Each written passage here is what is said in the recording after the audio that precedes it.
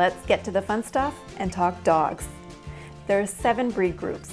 Each group has breeds with specific characteristics. The 7 groups are sporting, hound, working, terrier, toy, non-sporting, and herding. Dogs in the sporting group are used to hunt birds. They have soft mouths for retrieving prey without damaging it, and lots of energy for running all day. A few common breeds in this category are Labrador Retrievers, German Short-haired Pointers, and Cocker Spaniels. Retrievers were bred to hunt waterfowl, and the Pointers and Spaniels were bred to hunt land birds. Because of their thick coat, retrievers such as the Labrador Retriever and the Golden Retriever are the most common family dog. In terms of training, if these dogs get lots of exercise, they learn very quickly. In general, because these dogs were bred to work with people, they tend to develop a strong bond and stay close to their family. Dogs in the Hound group are used to hunt small to large animals. They have lots of energy for running all day. A few common breeds in this category are Bloodhound, Dachshund, and Greyhound. Within this group, there are sight hounds and scent hounds, and they'll stop at nothing to catch their prey. This is why dogs in this group should be kept on leash or in a fenced yard. Once they see prey like a cat or a squirrel, you will not be able to call them back to you until they've caught their prey or the squirrel's long gone, usually up in a tree, and you can hear your dog barking at it in the distance. The recall in this breed is the most difficult challenge in his training. However, dogs like the Greyhound, once they get a good burst of energy out, they become huge, cuddly couch potatoes. Dogs in the working group were bred to assist humans in some capacity, such as pulling carts, sledding, or guarding. In terms of energy, breeds in this group vary in their energy levels from a good romp in the yard to needing to run for hours every day.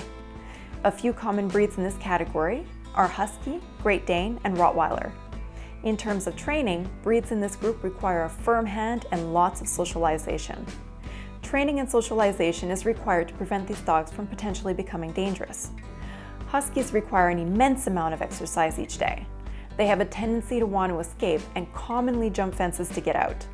On the other hand, Great Danes were used as guard dogs, but these gentle giants require little exercise as adults. Rottweilers make great family dogs, but will test your leadership until the day they die.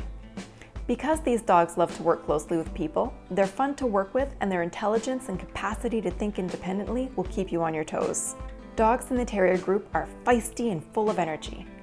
The short-legged breeds were used to dive into holes, and the long-legged breeds were used to dig holes to catch vermin. But not all the breeds can be categorized by either diving into holes or digging holes. A few of the common breeds in this category are Bull Terrier, Jack Russell Terrier, and West Highland White Terrier. Breeds in this group have a huge amount of energy, and since they were bred to chase and kill, this can make breeds in this group a little more challenging to train. For certain breeds in this group, training them not to dig holes in your yard can be a challenge. Much like the Hound group, breeds in the Terrier group require they be leashed when out for walks or have a fenced yard. These dogs have a high prey drive and will stop at nothing to catch their prey, which means that they won't listen to you if they see a cat or a squirrel. Breeds in this group can do well with cats in the family if they're raised with them. If not, then it's a gamble. Their prey drive and character is very strong, yet they are cute and cuddly dogs in the home. Dogs in the toy group are just that. They're small dogs that make them popular apartment pets. They fit in your lap and snuggle with you all day if you let them, and they can fit in your large purse and brought everywhere. A few common breeds in this category are Chihuahua, Pug, and Shih Tzu. In terms of training for breeds in this group, your biggest challenge will be to train them not to bark. They are very attentive breeds and were often used as alarm dogs to alert the house when something wasn't right, so they're prone to barking. Although these dogs are very affectionate, they often become aggressive when people treat them like human babies instead of dogs by picking them up every time the dog demands it and allowing the dog to make decisions. Training is recommended to understand how to treat them as dogs to prevent them from potentially becoming aggressive and to help you curb them from barking excessively. These breeds in general don't make good family pets for families with very young children because their small stature makes them more fragile. Dogs in the non-sporting group only have 2 things in common, and that's they have wet noses and 4 legs. Breeds in this group can fit into any of the other 6 groups. A few of the common breeds in this category are Bulldog, Dalmatian, and Poodle. With a fascinating history, breeds in this group have been bred to be close with their human family. Training varies greatly since there is no standard in this group. Dogs in the herding group are bred to herd farm animals such as cattle and sheep. They were bred to work very closely with their humans, which makes them highly trainable and easy to work with. A few common breeds in this category are Border Collie, German Shepherd Dog, and Pembroke Welsh Corgi.